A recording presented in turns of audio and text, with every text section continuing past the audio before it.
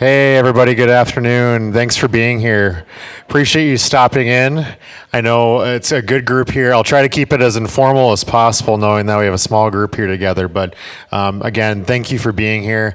My name is Eric Mucky. I'm the founder and one of the managing partners of PASQ. So if you see the wild acronym up there, we're talking about the PASQ flower of South Dakota. That's the namesake of our organization, PASQ.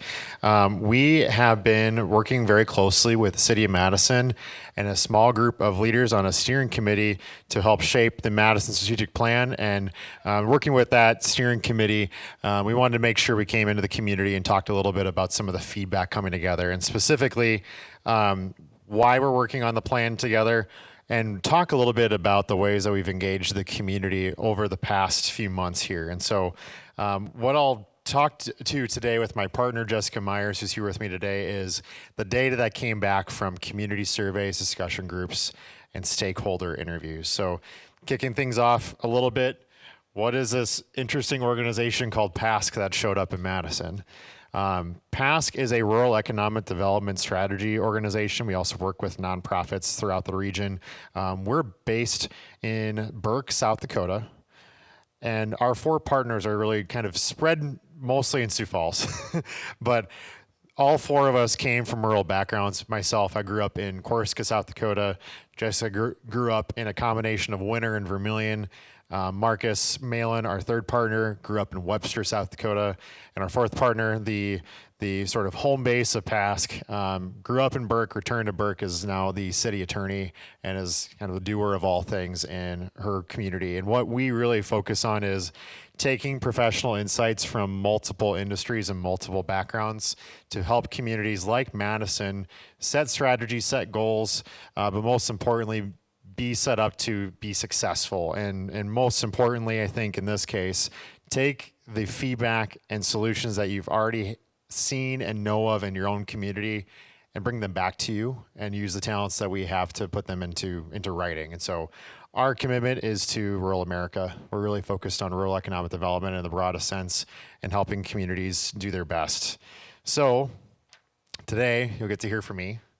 My name is Eric Mucky. I'm the, as I said, founder managing partner of PASQ, originally from Corsica, South Dakota, called downtown Sioux Falls home now, but my work really focuses on economic development and nonprofit management. All four of the partners have their own day jobs. We come together for work like this together. In my day job, I'm the CEO of Lost and Found, which is the region's largest youth and young adult suicide prevention nonprofit. Very excited to share the work today here from PASQ. Jessica, do you want to come forward and introduce yourself quickly? Then we'll keep on. Hi, everyone. I'm Jessica Myers. Like Eric said, one of the partners.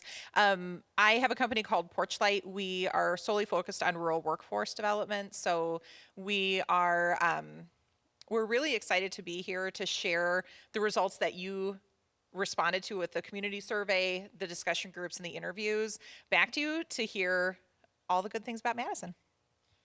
Thank you. Our two other partners, Marcus Malin, day job, he is one of the leaders of NAI Sioux Falls, a commercial real estate agency, and then our fourth partner, Rochelle Norberg, who's based in Burke, owner of Gunverdahl and Norberg Law Firm, as well as the local title company in Burke. So we are community folks who do this work, and that's why when we approach this, we really wanted to first and foremost talk about who from the community was involved in this process. So when we're building a strategic plan, it was really critical to us to name and say, we're doing this in partnership with the city of Madison. The city of Madison has contracted us. We brought the proposal. It was approved by the city commission in December. With that same process, when we proposed the plan originally, we said it's got to be community-led. We're certainly able to bring our talents to bear to help build a strategic plan, but who's involved to help make sure that this thing is not running off the rails, who's making sure we're staying connected in the community. And so the names that you see on the screen are the folks that were brought together for a steering committee for the strategic plan. So the two primary leaders we worked with when we first started, Roy Lindsay, Mayor of Madison, Jameson Barrett, City Administrator for the City of Madison. We also have a member of the City Commission who's also a principal at Madison High School, Adam Shaw. The other members of the steering committee, many of them are in the room right now. So Eric Hortness, Brooke Gerlach, Stacey Cruz Mark, Joel Jorgensen, Tammy Miller, all representing various organizations that are critical to the development and the growth of Madison in the sense of obviously school districts, economic development, healthcare, but also city management itself. So when we think about why we brought this group together, we're talking about this thing likes to skip ahead a slide. Sorry, folks. What we came together to create was a living strategic plan for the city of Madison on a 3-year time horizon. We're really focusing on something that is actionable for the city, really focused on, in the broadest sense, what does community development look like for the city of Madison?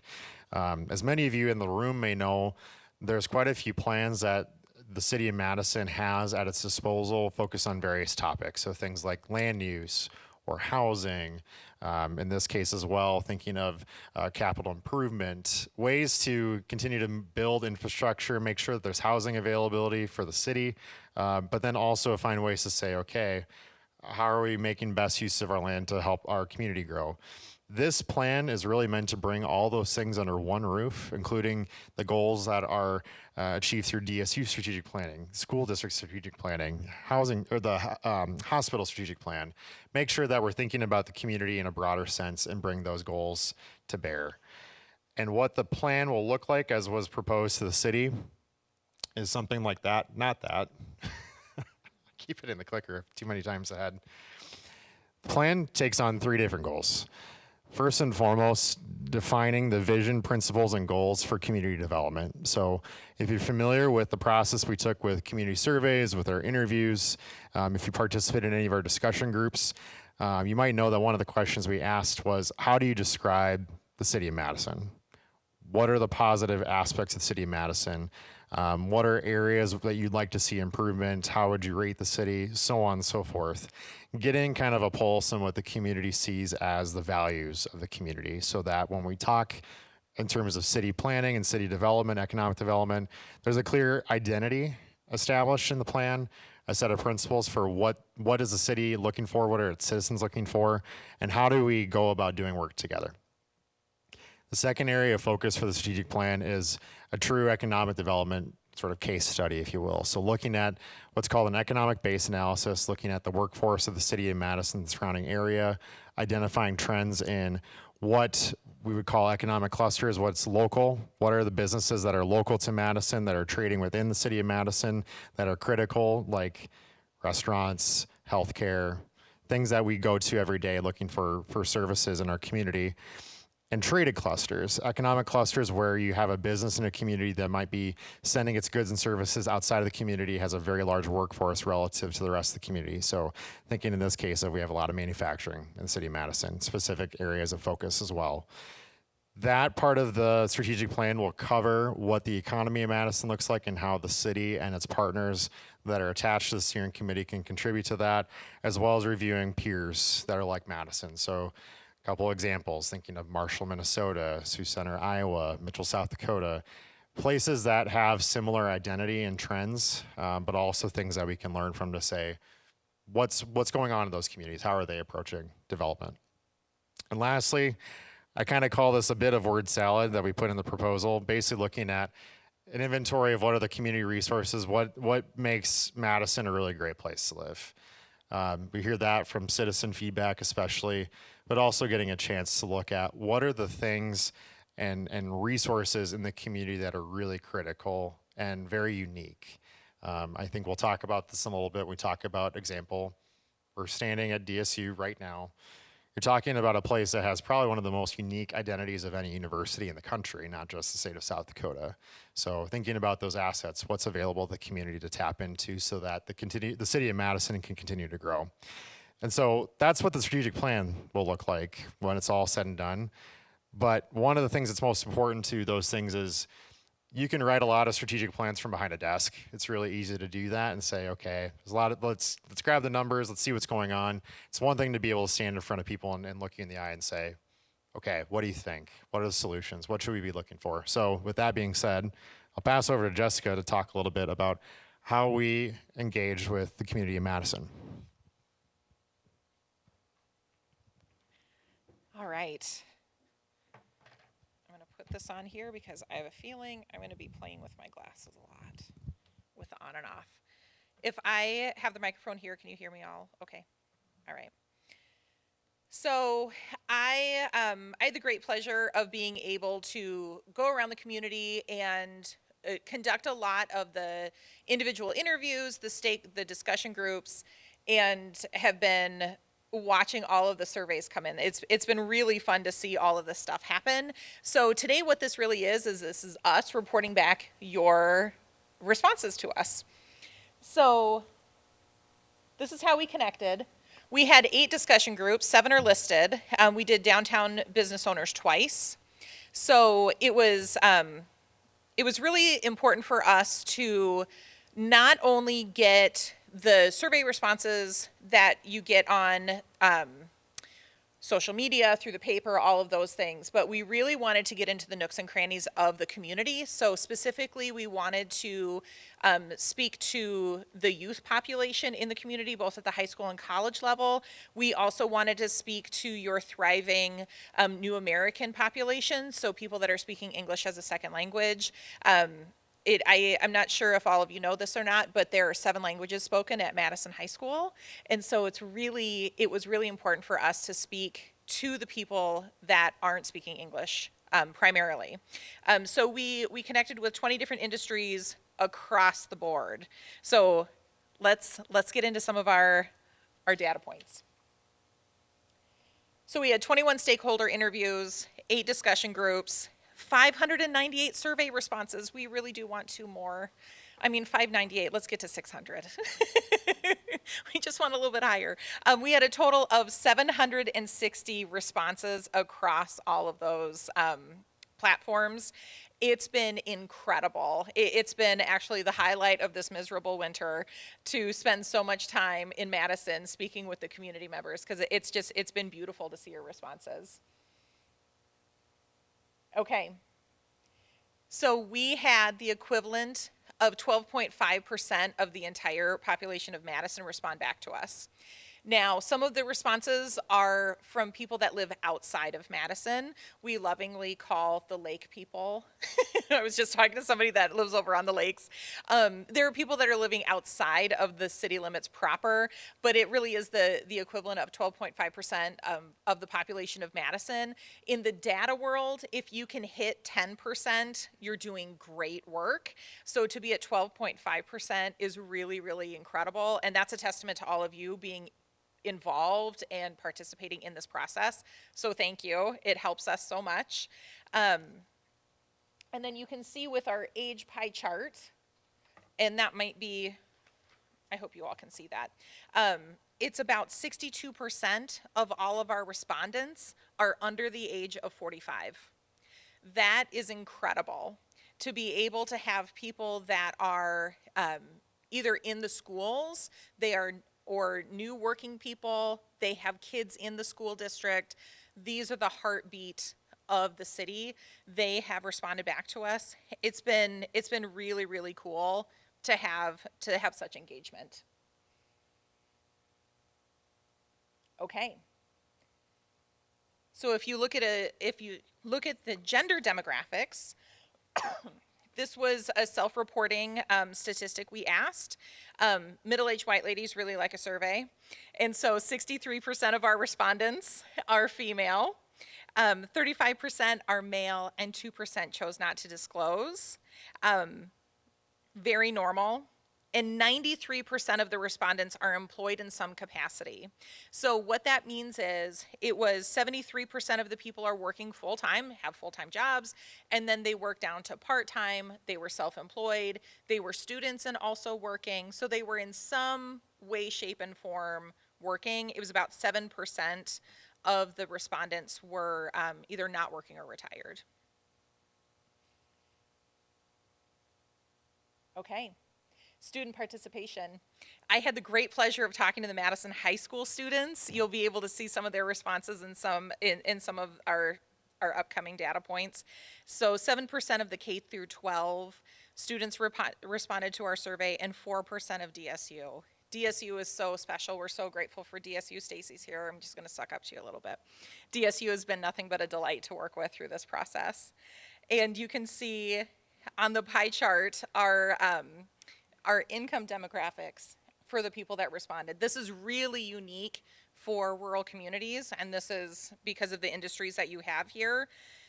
You have the vast majority of the people that responded to our survey that are making, the low level is 75,000 and above. So this is unique in a rural community to be able to have high paying salaries in this community and responding back to the survey. It really makes Madison special to know that there's great jobs here too. Okay, so one of the questions that we asked across all platforms is, how would you rate Madison on a scale of 1 to 10? 1 meaning the lowest, 10 meaning the highest. You can see the average score is 7.13. So it really got to be funny as I would ask these questions, because so many people said 8. It was 8, 8, 8 all over the time. And so I started pushing back on that question. I was like, why do you pick 8? And the response back was, well, who can be 10? What's 10? And I'm like, okay, that's a fair point. I had one person say, and this just was delightful to hear. This person said, well, you got to leave room for the Holy Spirit in the community. Like you gotta work a little bit harder to get to 10. So to have a 7 as your score is really impressive. It means that there's a lot of happy people here. So we did a bunch of word clouds. And this one, did I go one? There. Okay, so our first one. When you think of Madison, what are the positive things that come to mind? These are the most common words that came up. They were almost all around community and the people. People felt like it really was a sense of community. It was friendly. It was safe. They felt like they could raise their families here. They felt comfortable. They felt comfortable dropping their kids off at school. Downtown Madtowns, it came up in almost all of the conversations. So Eric, be excited about that. It was really beautiful to hear those responses. And then the next question is, what one word describes Madison? Friendly, safe, helpful. Multiple times we heard the word magic and charming.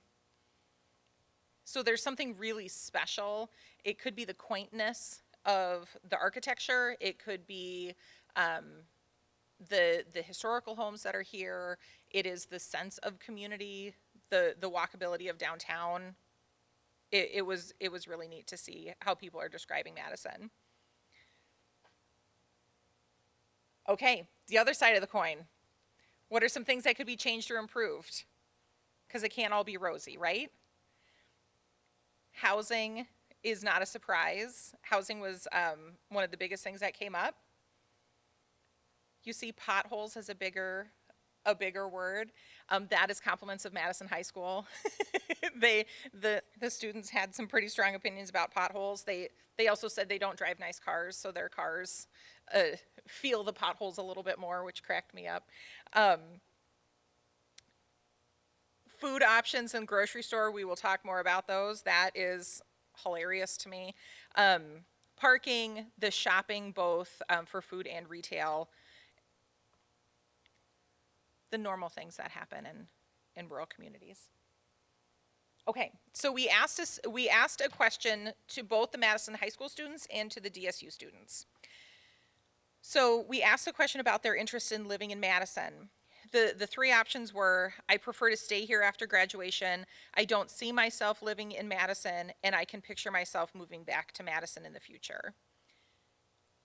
So it's pretty common to have the people, the generation and the populations that are in that transient stage of life to say, I'm getting out of here. And I think if we all looked back to our high school and college days, we probably said the same thing about our towns too. It's like, boom, I'm getting out of here. I want to invite you to look at the last one. I can picture myself moving back in the future. This is the important one, especially with the Madison High School students. 37% of them said that they see themselves coming back at some point. That's the big one. And putting my porch light hat on and being able to really know the numbers on what they're called returners, the people that go to college and come back home,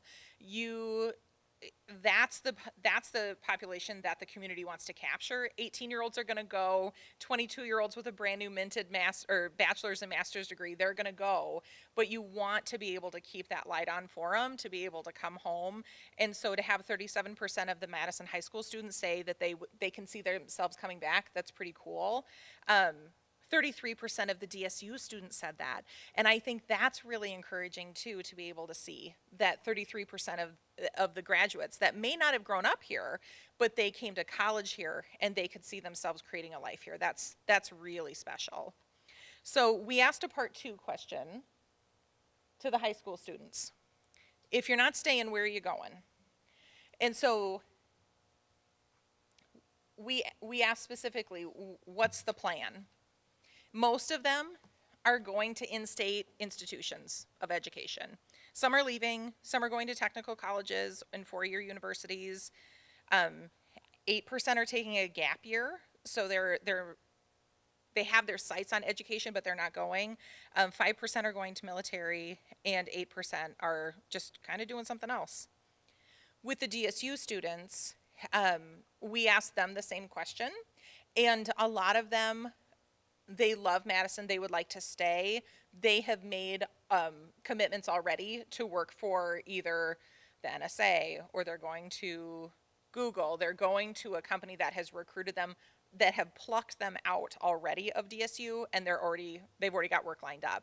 So that's why I draw your attention to the 33% of the DSU students that say, I would like to live here, because they may go for 5-10 years, whatever that may be. Madison could be an option for them, and that's what's pretty cool. So with our English as a second language population, we had our survey questions translated into Spanish. With a special thank you to the LAIC for being able to facilitate that for us. Their opinion of Madison is almost totally different in a great way than general survey respondents. Their score for Madison is 9.2. So Madison's was 7.18, and our ESL population is 9.2. So I have some direct quotes on this slide from the survey responses that we got. The first one says, it's a calm town that is safe for our families with kind-hearted people. It's a calm, safe place with driven, working people. And lastly, it's a town with the opportunity to live calmly. So safety and security is a really popular sentiment across all of those surveys. It was really fun. It was really fun to hear that. We're so grateful that we were able to speak to, or at least connect with, our ESL friends. Okay, this was a great question. The question was, wouldn't it be great if? On this question, we did not put a verb because we wanted the population to just say, wouldn't it be great if, and then fill in the blank. I'm telling you, the grocery store conversation, the grocery store conversation is, I think it's a hotly contested debate in town. It's about 50-50, where some people want more grocery options, some people say no. Same with retail shopping. When it comes to retail shopping, one of the biggest things that came up in both the interviews and the surveys was men's retail shopping, to have some kind of men's clothing, or just a place to get a button-down shirt, or maybe a suit, something like that. Improved roads, more food options. The food options was more around like restaurant and fast food options, affordable housing, childcare, and also a sporting goods store to get a pair of tennis shoes or any kind of sporting equipment without having to either drive to Sioux Falls or get it online. That came up consistently. So what's next? Eric, I want to send it back to you.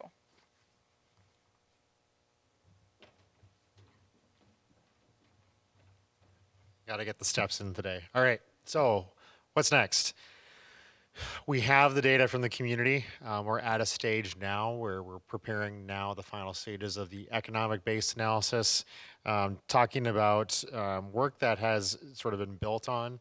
I know as part of the land use plan completed by the first district regional economic development group, there's some data there that can be built upon. We're also doing some work with the U.S. cluster mapping project to understand, at least at a county level, what are the economic clusters we're working with. So based on all of this data and then pulling together, we got a lot of words, putting it into a software system that we have on our end that helps us measure, understand trends for those specific questions down to very, very minute detail. We'll be taking those pieces together with our review, create some strategies for the city. We have a general idea of where those strategies will go. Essentially, the way that the plan will be designed will be, you'll see 5 specific strategies, a few goals under each strategy area, and then outcomes that'll be used to help measure progress. So we're looking to present the initial draft of that to the steering committee here at the end of the month, so coming up pretty quickly. But knowing what we had committed to the city, we'll be looking to make sure that at minimum, we'll have the month of May to really go through the draft plan, make sure that we have everything we need to, perhaps have some preliminary discussions with the city commissioners. But the goal is to have the final presentation and final report back to the city commission for approval on June 5th at their regularly scheduled meeting. So we've moved fairly quickly. Largely at that one point in time, we had looked at, there might be an election coming up. In this case, there isn't. So being able to think through in terms of steps, we have a little bit more time to make sure we're getting that taken care of in a thoughtful and proper way. And the data that you gave us back was really helpful for this. So we just really appreciate the participation from the city. And if you have not, for some reason, completed the community survey, we're going to reopen it back up here for the next few days. So if you want to do so, if you want to QR scan, you're welcome to. Obviously, we'll share it out as well, make sure it's available for folks. We just need 2 more. Please help us get to 600. So, and lastly, one of the pieces, and we'll have a chance to report this out here as days go on, is as part of the community feedback process, we had told participants you might have the chance to win a $25 or $250 Mad Money gift card. So thanks Chamber of Commerce once again for helping us get this facilitated. All the winners that will be, they will be contacted. You'll be able to pick it up at the city offices here within the next 2 weeks. And so tentatively, whoop, wrong direction, sorry. We have 40 lucky winners. 40 people will win a $25 Mad Money gift card. We are working with the city to get an email out to those folks. The folks have been drawn randomly from the list of approximately 400 people who had shared their email address to be drawn. And so we'll be reaching out to those folks. But we do have the names of the 4 winners of the $250 gift card. So drum roll, please. Okay, thank you. Appreciate it. There are your 4 winners. So these 4 folks will be the lucky recipients of a $250 Mad Money gift card. We are in process of contacting all these individuals. We'll share the same announcement this evening. And of course, make sure as they self-report and give us their names so they can pick up their gift cards, we'll be passing it along to local media and make sure the word gets out as well. And so with all that being said, thank you all for coming. This is incredibly helpful for us in the process. I know our partnership team is very glad that we had such a great turnout from the city in terms of feedback and all those processes. I know from our end, we'll have a very actionable plan to share, and I know we've been really grateful for the partners. So for those of you in the room, steering committee members, those of you who are tuning in line, thank you for your time and commitment to the plan. We're excited to get this thing wrapped up here in June. And if you have any questions for us, let us know here. So any questions from the crowd?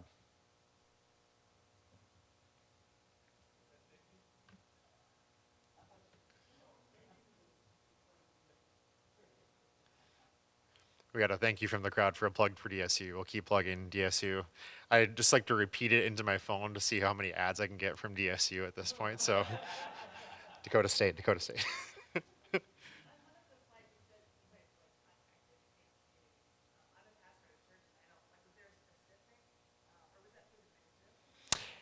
Yep. So the question that was brought up, and apologies, knowing that we're recording this, we're repeating the questions back to the mic. So the question brought up was, as far as reaching out to faith communities, how was that done? That was done through the Ministerial Association. So I know we had a little bit of back and forth getting communication, mostly because of another passing blizzard, trying to get everybody together. So that's how we reached out. But I know, especially in this case, knowing that we probably didn't capture your feedback in this, let's chat. Any other questions?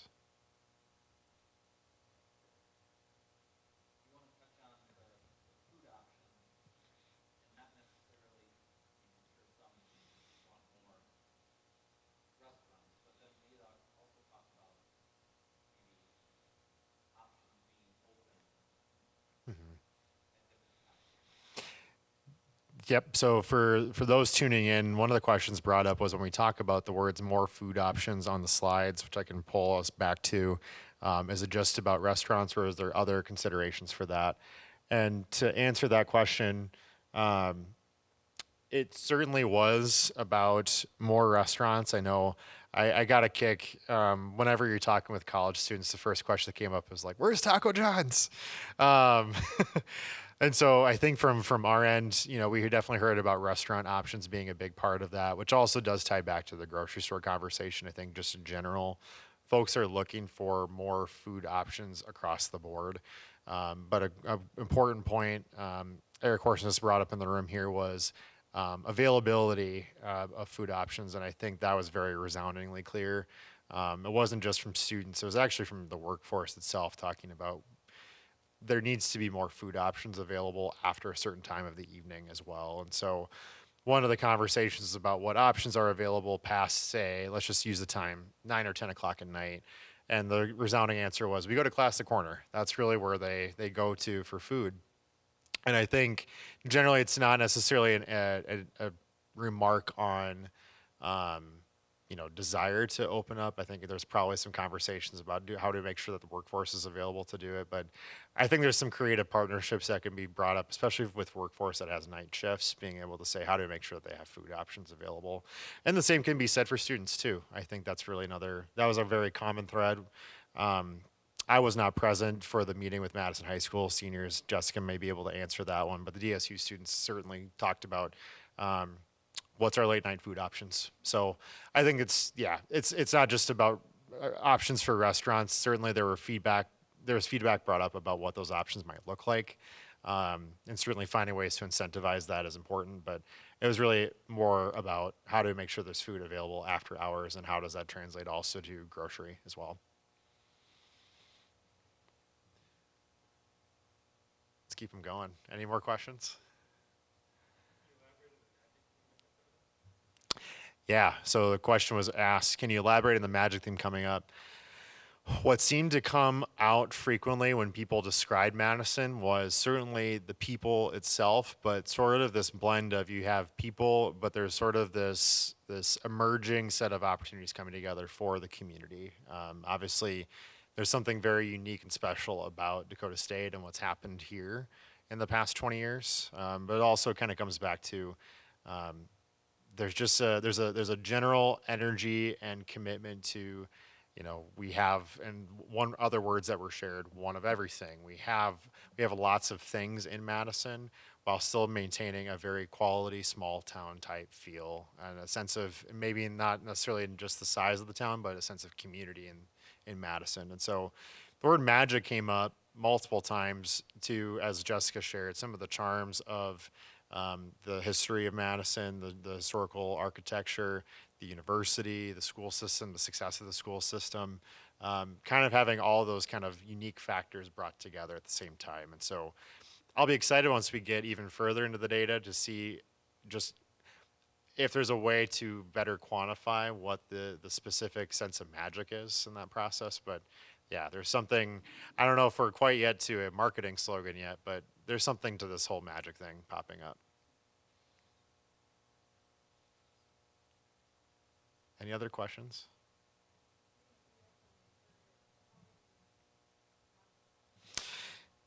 Yeah, primarily what we're going to do at this point is reach out certainly to the folks who we've contacted through the process. So the most successful piece of the marketing that's happened for the survey is actually reaching out to folks we've interviewed, talked to in the community, and say it's back open. We'll also be sharing that out, of course, with through these presentations and then through the city website as well.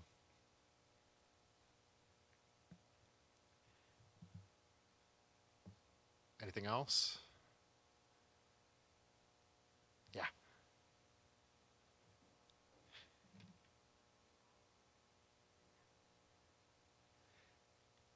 Yep. So the question was, how do you access the QR code? Take your phone and scan it. It'll pick it right. And like I said too, in the process as well, we'll share this with the city offices as well, but making sure the link is available online too. So our tech team is on it. Make sure that we get it covered. Any other questions?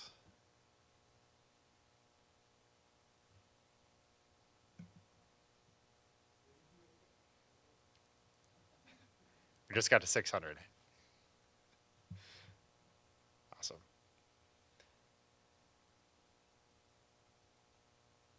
If none else, folks, what I'll just close out with and say again, thank you to all the folks who participated, particularly in the steering committee. Many of them are here in the room. Thanks for the time. Thanks for the energy, especially the direction and guidance of who to speak with. On our end, as I mentioned, going back to the timeline, kind of keep an eye out for the final review. I know that we'll be speaking with the city commission here, making sure that we get a plan together for the month of May, but ideally, like I said, the June 5th regular meeting will be when we'll look to present the final plan. And if you have any other questions, don't hesitate to grab Jessica or I as you're heading out here. But again, thanks everybody for being here. Really appreciate your time and energy, and looking forward to seeing some Madison magic. Gonna debut that. So thanks everybody. Appreciate you being here.